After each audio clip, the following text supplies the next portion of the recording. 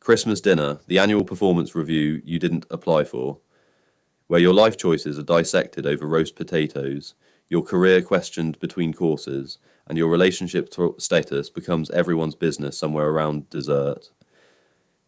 We've convinced ourselves that family gatherings are about connection. They're not. They're about compliance. This isn't self-help. This is self-awareness with turkey and uncomfortable silences. Let's talk about what nobody says when they're passing the gravy. Society sells us this narrative. Family is everything. Blood is thicker than water. They'll always be there for you. Lovely sentiment. Absolute fiction. What they don't tell you is the full context of that blood and water quote. The original saying was, "The blood of the covenant is thicker than the water of the womb." Meaning, the relationships you choose are often stronger than the ones you're born into, but that doesn't sell greeting cards, does it? We're raised to believe that family equals unconditional love. But in practice, family often equals conditional tolerance. You're accepted as long as you fit the script they wrote for you before you could read. Get the degree they approve of. Have children on their timeline. Live within their definition of success. Stray from the script. You're not rebelling, you're disappointing them. And disappointment, in family dynamics, is treated like betrayal. Christmas amplifies this beautifully. It's the annual gathering where everyone performs their assigned roles. The successful one, the funny one, the disappointment, the one who still hasn't sorted their life out. You walk in as a fully formed adult, you leave feeling like a teenager who failed an exam. And here's the trap. You feel guilty for feeling this way. Because they're family, because they mean well, because they just want what's best for you. Do they though, or do they want what's most comfortable for them? A particularly clever Roman, who happened to run an empire whilst dealing with family drama of epic proportions, spent his evenings writing about obligation and expectation. He observed, "We suffer more in imagination than in reality." Most of the anxiety around family gatherings happens before you arrive. You're already defending yourself against questions they haven't asked yet, justifying choices you haven't been challenged on, preparing explanations for a life you don't owe anyone an explanation for. Your nervous system is fighting a war that hasn't started. You've prosecuted, defended, and convicted yourself before anyone's even opened the door. Another wise bloke noted, "We cannot control the actions of others, only our responses." Sounds simple. Feels impossible when your mum's asking why you're still single, and your uncle's offering unsolicited career advice between the sprouts and the stuffing. But here's the reframe. Their opinions are not obligations. Their disappointment is not your responsibility. Their inability to understand your choices is not your failure to explain them properly. You are not a difficult puzzle they failed to solve. You're a person who evolved beyond their frame of reference. That's not rebellion, that's growth. And growth, inconveniently, often looks like betrayal to people who stayed still. The Stoics weren't emotionless robots who felt nothing. They were people who felt everything and learned to distinguish between what they controlled and what they didn't. You control your boundaries, your honesty, your attendance.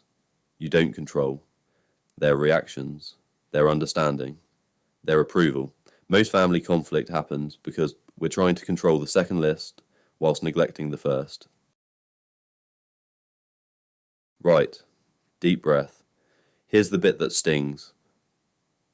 Your family doesn't understand you because they don't want to. Not because they can't, because understanding you would require examining themselves, and that's uncomfortable.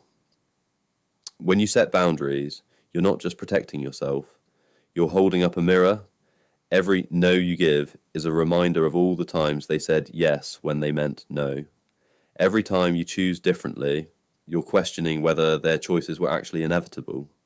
Were they? Or did they just comply? This is why your life choices feel like accusations to them. You're not living wrong. You're living differently, and different feels like judgment when you've spent decades justifying your own compromises. Most families operate on an unspoken contract. We don't ask uncomfortable questions, and you don't make us examine our assumptions. The moment you break that contract by being honest, setting boundaries, or simply existing outside their expectations, you become the problem. Not because you've done anything wrong, because you've stopped performing. And here's the really uncomfortable bit. Some family members are genuinely toxic, not misunderstood, not doing their best. Toxic. They weaponize guilt, they gaslight, they undermine, and we tolerate it because they're family. But blood relation is not a free pass for emotional abuse. You wouldn't tolerate this behaviour from a colleague, a friend, a stranger on the bus. But from family, we're expected to smile and serve the tea. Luttons. You're allowed to love people from a distance. You're allowed to attend gatherings and leave early. You're allowed to skip them entirely. Christmas is not mandatory. Family obligation is not a legal contract. You do not owe anyone access to you just because you share DNA. So, what now? You can't divorce your family. You can't rewrite history, but you can rewrite the rules. Here's the pivot. What if the problem isn't that they don't understand you? What if the freedom is in no longer needing them to? Understanding is lovely, validating, warm and fuzzy, but it's not necessary. You don't need your family to approve of your life for your life to be valid. You don't need them to get it for it to be right. Their confusion is not your crisis. The people who need you to stay small so they can feel comfortable are not your people, even if they raised you, even if you share a surname. Real love doesn't demand performance. It doesn't require you to shrink. It doesn't punish growth. And if what you're experiencing doesn't feel like love, even though it's called family, then maybe it's time to redefine what family actually means. Family isn't who you're related to.